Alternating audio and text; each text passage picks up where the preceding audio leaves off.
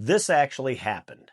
The construction of the Hoover Dam had over 100 fatalities, the first of which was on December 20th, 1921, 36-year-old John Gregory Tierney.